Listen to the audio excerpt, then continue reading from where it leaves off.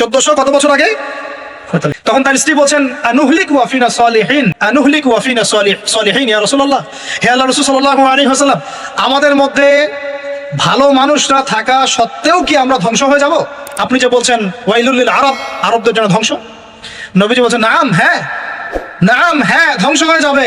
ইদা কাসুরাতিল খাবাস, যখন নগ্নতা, বেহায়াপনা, অশ্লীলতা সমাজে রন্ধ্রে রন্ধ্রে ছড়িয়ে পড়বে, তখন আলেম জালেম সব ধ্বংস হবে। এই হাদিসটা অকাট্য হাদিস, বুখারী মুসলিমের, মানে এটা সহি, এটা বিষয়ে কোনো সন্দেহ নেই। তাহলে নবীজি 1445 বছর আগে বলছেন যে আরবদের জন্য ধ্বংস, ধ্বংস ধেয়ে আসছে, এবং দেয়াল এভাবে খুলে দেওয়া হয়েছে। কাদের দেয়াল? ইয়াজুজ আর মাজুজ। আর ইয়াজুজ আর মাজুজের সাথে আরবদের ধ্বংসকে সম্পর্কিত করা হলো না? ইয়াজুজ আর মাজুজের সাথে আরবদের ধ্বংসকে সম্পৃক্ত করা হলো এবং বেহায়াপনাকে সম্পৃক্ত করা হলো, তাই না? বুঝতে পারছেন?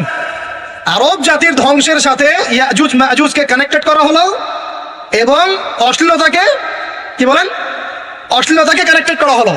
এখন আপনি চিন্তা করে দেখেন, সারা বিশ্বে পর্নোগ্রাফি কারা ছড়িয়ে দিয়েছে? বলেন বলেন দেখি। কি বেহায়াপনা না?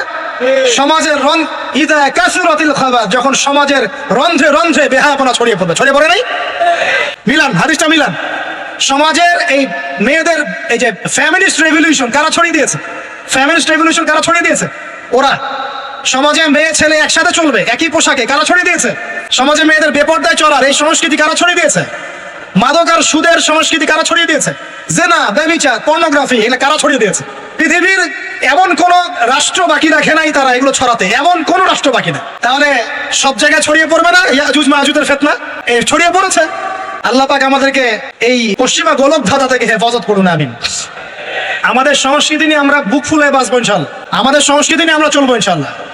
আমাদের কোরআন আছে, হাদিস আছে, আমাদের নবী আছেন, আমাদের সাহাবীরা আছেন, আমাদের দ্বীন আছে ইনশাল্লাহ। আমাদের অন্য কাউকে প্রয়োজন আছে? এই যে প্রযুক্তিগত কথাগুলো বললাম, একটু মাথা খাটান, এগুলো আমরাই তৈরি করতে পারবো ইনশাল্লাহ। সব ঢেলে সাজানো যাবে ইনশাআল্লাহ তাআলা। আল্লাহ পাক আমাদেরকে বোঝার তৌফিক দান করুন। তাহলে 1 নাম্বার কি বলেছিলাম ভাই? ইলম অর্জন। 2 নাম্বার ইলম অনুযায়ী আমল। আর এই আমলটাকে শুধু ব্যক্তি জীবনে না, জীবনের সব ক্ষেত্রে আল্লাহ কবুল করুন। 3 নাম্বার নিজের পরিবারের যত্ন নিন। নিজের ইলম অর্জন করেছেন, আমল করছেন, এখন অনেক বড় বড় কথা অনেকে বলবে, আগে পরিবার ঠিক করেন। আগে কি করবেন? ব্যাস, পরিবার বলতে আপনার স্ত্রী সন্তান। কারণ বাবা মাকে দাওয়াত দেওয়া যাবে, বাবা মাকে গালমন্দ করা যাবে না, বকাঝকা করা যাবে না। বাবা নামাজ পড়েন, আপনি কি মাই দিতে পারবেন? মা নামাজ পড়েন, আপনি কি মাই দিতে পারবেন? পারবেন না। তবে এই যুগে কিছু হতভাগা আছে, এরা বাপ মাকে গায়ে হাত তোলে না। এই যুগে এমন কিছু হতভাগা ছেলে মেয়ে জন্ম হয়েছে, আল্লাহ মাফ করো, এরা পিতা মাতার সাথেও কি জঘন্য আচরণ করে।